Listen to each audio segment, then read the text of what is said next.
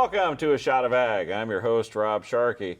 I am a farmer, and farmers are known to stay on their farm and grow their crops and raise their livestock, but farmers are also known to be giving back as volunteers. And today's guests do exactly that. Today we're talking with Ron and Deb Moore from Roseville, Illinois. How are you guys doing?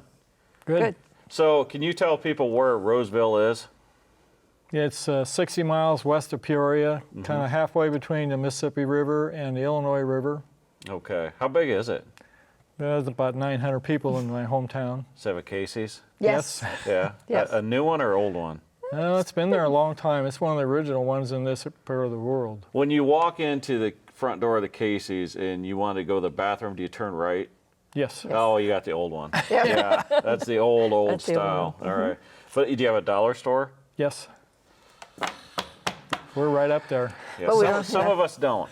I'm just going to say, no Dollar General, no dollar store, no 99-cent. But I'm glad you guys do. Fantastic. Do you farm? Yes. Have you always farmed?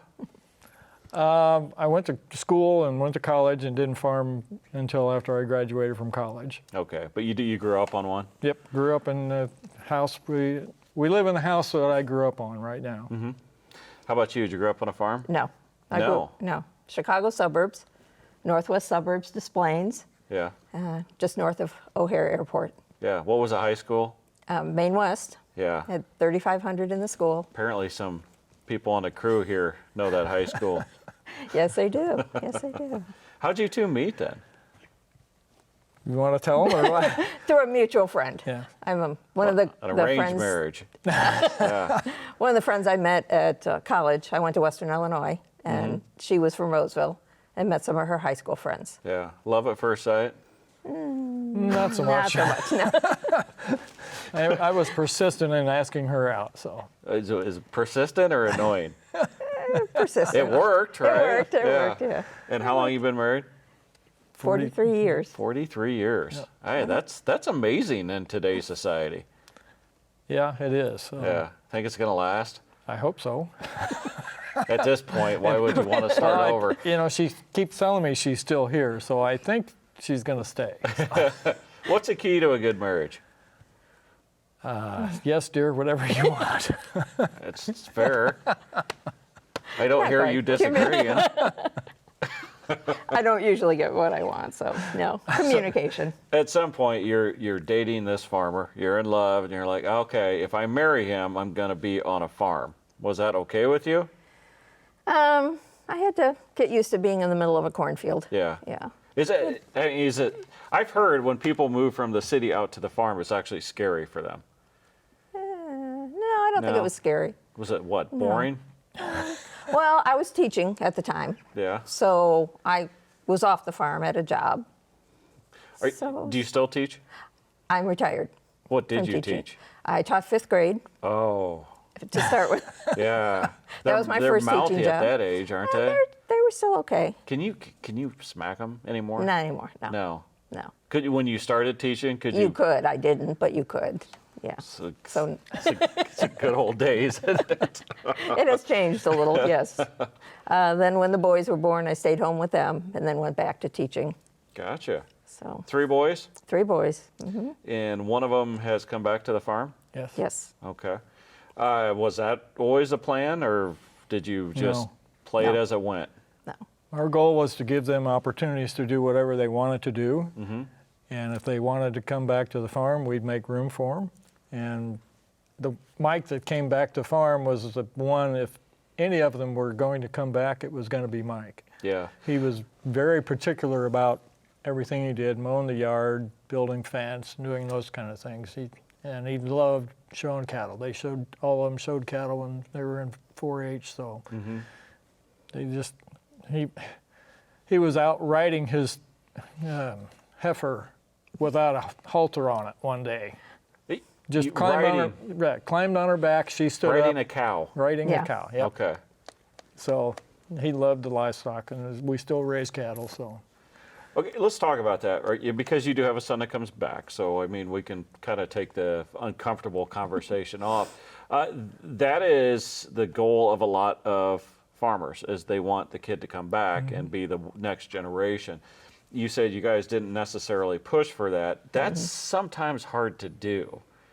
Was that ever a struggle? No, he lived in Chicago and worked for a landscape company for 3 years after he graduated from college, and then just missed the farm, missed raising livestock. And he came back to farm, and he met his wife, and they've got 2 kids now. So. And growing up in the city, I wanted the boys to feel comfortable in the city or comfortable in the farm. And so we would go up and visit my family a lot, go downtown Chicago, so they felt comfortable being in a big city, or if they wanted to stay in a rural area, they could. Yeah. So they each made their choices of what they wanted to do. My oldest has come back to the farm, and I can say this because I know he never watches our show, but I really, really enjoy it, more than I ever thought I would. Are you guys having the same experience? Oh yeah, absolutely. Yeah. It's pretty cool, isn't it? Yes, it is. Betty makes a bunch of mistakes, though. Well, he keeps claiming that I'm the one making the mistakes now. Is he right? Yeah, no. It's hard sometimes to let them make that mistake because you've got the experience, you've been through it, you know what those mistakes mean. But if you put yourself back when you were that age, what's the worst thing you could hear was like, well, we're not going to do this because we've tried it before. Right. How have you navigated that? So when he first came back, if things were to break or something needed to be changed, he wanted to go buy new. Well, Yeah, that's nice. yeah, Mike, we're not going to do that. We're going to figure out how to make it work with what we have. Either, fix it, baling wire, go take it to a welder to have them fix it. And so he's getting much better at it now because he farms some of his own land that he rents. And so I think he's understanding, you just can't go buy new whenever something needs to be fixed. So Yeah. when you've got to pay for it yourself, it changes your attitude. Which I think was probably all of our attitudes when we were that age Yep. as well. Okay, so you're farming, it would be nice just to farm, put in your hours, make your money. You guys have given back by volunteering. Why do that? So when I first started farming, I wanted to come home and farm with my father. Yeah. And so when I started farming, one of the things he told me was to give back to your community. Somebody was on the school board when I was in school. Somebody coached the Little League team. Somebody, donated to the local church. Give back to your community. And I've tried to follow his advice throughout my farming career. So what's the first thing you started volunteering with? Well, I got on the Tri-County Cattlemen's Board, and then I got on the local County Farm Bureau Board. And then one of my friends that I made on the County Farm Bureau Board was also on the Illinois Soybean Association Board, and he was retiring, and he called and wanted to know if I'd be interested in serving. And yeah, I joined the board at the Illinois Soybean Association and kind of started my path through the soybean career that I've had. You became president of Illinois Yes. Soybean? Yep. And then how does that work? Because you were president of the American Soybean as well. Tell me the progression. So I went through the officers' schedule on the Illinois Soybean Association, and at the time we had 3 people from Illinois that served on the American Soybean Association. And so I was elected to be one of those persons, and then kind of worked my way through the leadership path on the American Soybean Association. Okay. We're going to stop talking about you, Ron. Let's talk about you, Deb. All right. I've been involved in some, groups, ag groups and that. I know the time it takes away. And I also know the amount of time my wife had to make up for that with the kids and whatnot, even just like keeping parts of the farm running. Was there concerns? Because, this is a huge honor, what he had, but that's also put more on your shoulders. Was that a concern for you? No. Really? Yeah. You never let him have the business when he got home? Maybe once. It was, I was in the Illinois Farm Bureau Lot program and was supposed to go to Macomb to give a speech. and he was All right. he was I tra- just want to make sure all cameras are working right now because this is going to be good. he was traveling overseas Yeah. with Illinois Ag Leadership, Yep. and heard that we had a big storm back home, and the storm was. School was canceled. The boys were home. Yeah. Our hired man couldn't get here to feed the cattle, so we had about 3 feet of snow. I had to go out and feed the cattle. Couldn't get to Macomb, and he called and said, I heard that you had a little bit of a snowstorm, and I told him what was going on. Oh, well, I'm suffering from a little sunburn from being around the pool all day. Did not. He did, And she's still married to me too. and I don't let him forget that one. This is a man that was in charge of a national soybean organization, and he pulled that on you. Yes. Whew. Hey, were you drinking, Ron? Oh yeah. We were staying at a winery in Chile, Okay. and the winery staff never let our glasses get empty. It's not the time to call the wife. No, it wasn't. It wasn't. You hear stuff like this, and again, I've been on those trips. Everybody thinks it's, oh, you got to travel, oh, you got to have fun. It's not. Mm-mm. I mean, there's a lot expected of you. It's a job, it's work. What do you think people don't know about what you used to do in these associations? You don't do it for the perks. You do it because you're trying to represent, I don't know how many hundreds of thousands of soybean farmers across the country. I recall one trip, we were in Europe talking about sustainability and what Illinois and American soybean farmers were doing on sustainability. And I never unpacked my suitcase because we were in a different hotel every night. Mm-hmm. And we had meetings,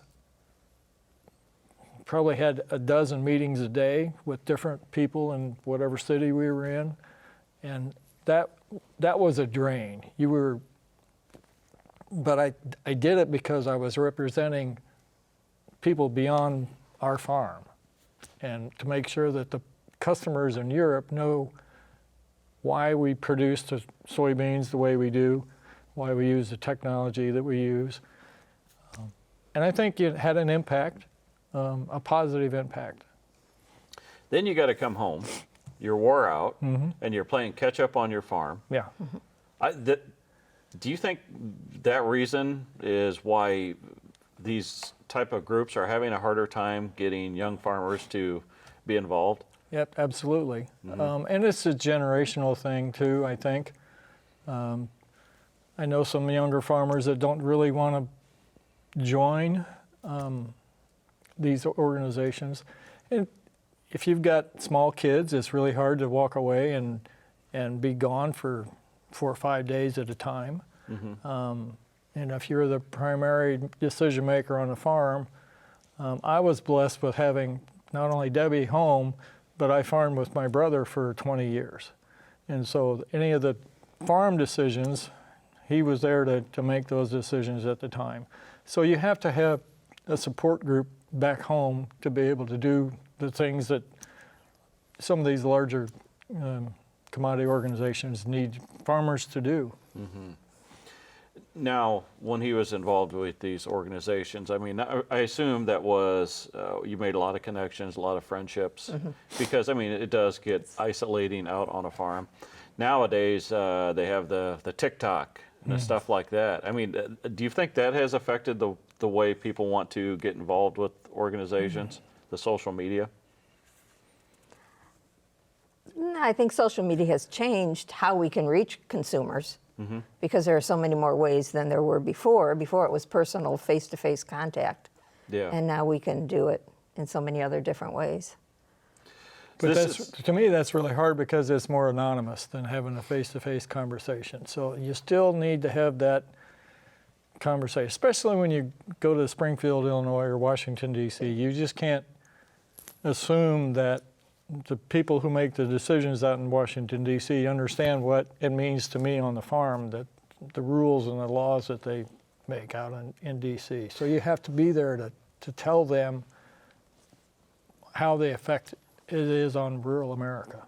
That's kind of what concerns me about the next generation coming up. And there's a lot of great people involved still with all the ag groups and that. But I think there's getting to be less and less of an understanding of you have to talk to the legislators. You have to let them know, hey, if you make this law, it's going to affect me on my farm by doing A, B, and C. Yep. And it seems like that's getting done less and less. Yeah, you're absolutely right. And some, but Illinois Farm Families was started, a decade ago. And the commodity groups have worked together to do that. They started with Chicago moms to bring them out to the farm to show them what we do. They went to legislators and started bringing them out to the farms more, similar to what Illinois Farm Bureau does with Adopt a Legislator. And those programs are still very important to get them out, to let them see it for themselves. So what do we got here? Well, that's the Eagle Award that every president who retires in their year of service for the American Soybean Association is given that. And then also a lapel pin with an eagle on it and ASA's initials to designate you're a past president. Yeah. And there's a select group of, there's probably 30 retired past presidents right now. Would have been kind of cool if they would have given you a real eagle. Yeah. Yeah. You ever eaten one of those? No, I don't think it's quite legal. Tastes like chicken. In all seriousness, I don't know where you have this in your house, but when you catch a glimpse of it, what does this mean to you? A couple things. It means the dedication that the farmers who have received that have given back to their organization, and then also the friendships that I made over the years. I've been involved in the soybean activity since 1999, and I can't count on a dozen hands how many friends I've made over the years, and I cherish those friendships. And occasionally we all get together, and it's just like we won't have seen each other for years, and then it's like we just saw each other last week. So that's the thing that I really miss by not being on it, is all the friends that I've made over the years. Yeah. I think you were asking me for advice earlier. No. But anyway, I'm going to give you some. So what you need to do when you get home is you need to get like a motion sensor somewhere close to this, and behind it where you can't see it, you need to get a little cordless or speaker that has that eagle scream. So every time you walk by it, America. Yep. Yep, that's right. The audio guys here can help hook you up if you want. All right, you've done a lot of traveling with being president of the American Soybean Association. What was one of the favorite places you went to? Oh, I would say probably Australia when we had that meeting over there. We went to a lot of different places. Went to the Opera House in Sydney, and oh yeah, and that was pretty interesting. Went to the radar station that when they landed on the moon in 1969, they had this beam the information to the radar station in Australia, then they put it back out to the rest of the world, and that was. It's all fake, right? No, no, it is. It's 400-foot diameter. We didn't land on the moon. Yeah, no. Yeah. So after we went there, we had to go home and watch the movie about it, because I didn't know there was a movie, didn't know that the radar station ever existed. So it was pretty interesting. Did you go with them on that one? I did. And you were the one that forced them to go to New Zealand. New Zealand, Yeah. yes. Yeah. Well, you have to. It's like a little, you take a puddle jumper over there. It's 1,000 miles away from Australia. Doesn't seem that far on the globe. No, No, it doesn't. It doesn't. I've been there. I think that's probably one of the most beautiful, it's probably the most beautiful place I've ever been to on Earth, New Zealand. New Zealand, Did you yes. guess enjoy it? Oh, yeah. We did, yes. Did you go to Hobbiton? Yeah. Did you? Did you see the hobbits? Yeah. No, It's a sheep it's just- pasture. yeah. Yeah, it's nothing cool. Yeah. yeah. Yeah, but did they tell you about the tree though on top of Bilbo's house? It was they brought in a English oak or whatever from England, I Right. guess, and they rebuilt the tree just for 2 seconds on a movie. A little CGI would have helped. Yeah, Mr. very much so. Jackson. Yes. You've been to Taiwan, China, Europe. When did you go to China? The year I was 2017, the year I was president. Okay. I spoke before a conference. I'm not sure the name of it, but there was 400 people in the audience while I was giving my information and talk. And Chinese people? Yep. Did they have any idea what you were saying? They all had translators. I couldn't understand what they were asking That's me. intimidating because, I mean, they could be saying anything. Yeah, and it was nerve-wracking, so to speak. Yeah. And I was standing up there at the podium, and you remember the movie Mission Impossible where he's got the teardrop or the sweat running down his eyebrow? To Tom Cruise. He's Yeah. always running those movies. So yeah. I'm up there, and the lights are shining on me, and I'm sweating like crazy, and I've got a sweat drop running down right to my eye. It's like, do I stop and wipe my brow or keep on going and hope it doesn't drip onto my glasses so I can't see what am I supposed to be saying? So that was nerve-wracking. Well, what happened?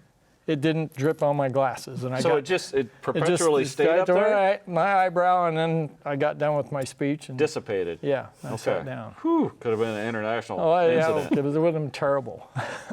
Let's say there is a young person in agriculture that comes up and says, hey, I'm thinking about joining whatever ag group. What advice do you have for him?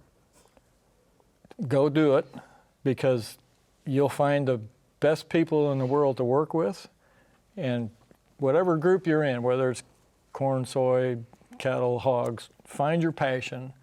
My passion was the policy stuff. When I got on Illinois Soybean, we did all kinds of checkoff research and promotion, but I really enjoyed the policy work. And so my recommendation is find whatever you like to do and do it, and you'll reap the rewards of your volunteer. Okay, let me switch that question up. Say someone comes up to you, young person in ag, and says, hey, my spouse is thinking about getting involved in a group like that. What advice do you give them? Do it. Both of you do it. Both of you? Mm-hmm. Really? Yeah. The same organization or Not divide necessarily. and conquer? Depends. Okay. As I started with the Tri-County Cattle Women back in, I've done Warren Henderson Farm Bureau, Illinois Farm Bureau, Illinois Soybean. I was on their PAC Yeah. committee, and One of those we both- organizations kicked me out. It's awkward. Cattle women? It's awkward now, isn't it? It is. It's definitely worth it. I find it hard to describe why it's worth it. It almost, to me, it was like the first time you went out to Washington and you actually heard the politicians say, we need to hear real life examples, or else it's just kind of white noise. Right. Was there kind of like a moment like that for either of you? Well, I had the opportunity to go to Washington, D.C. a lot with him. And I would go to the Hill and go on the Hill visits and talk to the legislators too. And it does make a difference. Yeah. And it is important that you do that. Do you guys have like a website or social? Do you have a TikTok? No, No TikTok? No. No website? no. So if people want to get you, they go to Roseville, Casey's, and they say, hey, where's Ron and Deb? You just Google my name. I'm all over the internet on different things that I've done. Sometimes that ain't good. I know. So her brother lives in Chicago, and I had given a speech out in the Carolinas, and the Wall Street Journal reporter was there, quoted me in my speech, put it in the Wall Street Journal, and her nephew found it on the internet. And they had no idea that I was doing anything like that. And Likely story. Ron and Deb Moore from Roseville. Guys, thank you for all that you've done for agriculture. Really appreciate it. Really appreciate all the hours and the sacrifice that you two have made it to make a farm like mine better. So I want to thank you both for doing that. Everybody else, we'll catch you next week.